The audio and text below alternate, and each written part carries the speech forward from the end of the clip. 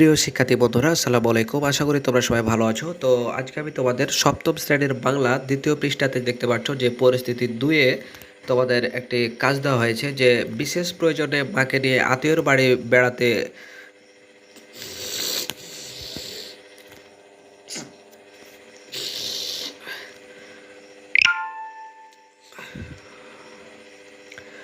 প্রিয় শিক্ষার্থী বন্ধুরা, আসসালামু আলাইকুম। আশা করি তোমরা সবাই ভালো আছো। তো আজকে আমি তোমাদের সপ্তম শ্রেণীর বাংলা দ্বিতীয় পৃষ্ঠায় তোমাদের একটি কাজ দেওয়া হয়েছে যে বিশেষ প্রয়োজনে মাকে নিয়ে আত্মীয়র বাড়ি যেতে হবে, যেখানে আগে কখনো যাওনি।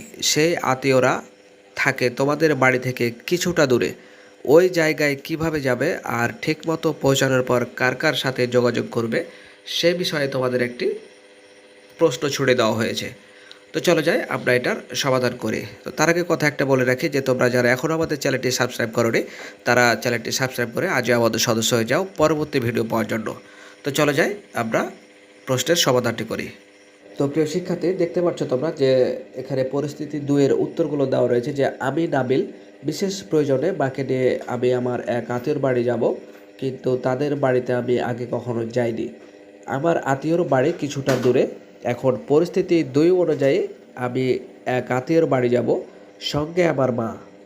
সেই আত্মীয় আমার খালাতো ভাই আতিক ও আমার ঘনিষ্ঠ বন্ধুও। অনেকদিন যেতে বলেছে কিন্তু একদিনও যাওয়া হয়নি। ওদের বাড়িটাও দূরে, এইবারও এই প্রথম যাওয়া। মা কিছুটা দ্বিধান্বিত থাকলেও পরে যেতে রাজি হন। তবে কিভাবে যাব এখন সেটাই ভাবনার বিষয়। অনেক ভেবেচিন্তেই সিদ্ধান্ত নিলাম ট্যাক্সি করে যাব। আমাদের বাড়ির পাশে পাকা রাস্তা এবং অনেক ট্যাক্সি চলাচল করে। মাও এতে স্বাচ্ছন্দ্য বোধ করেন। অবশেষে খালার বাড়ি ভালোভাবেই পৌঁছালাম।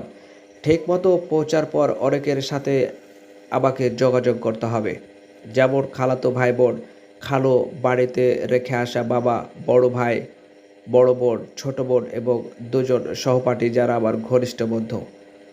মায়ের কাছে মোবাইল আছে, তার কাছ থেকে মোবাইল নিয়ে খালুর সাথে যোগাযোগ করব, কারণ তিনি বাড়িতে নেই।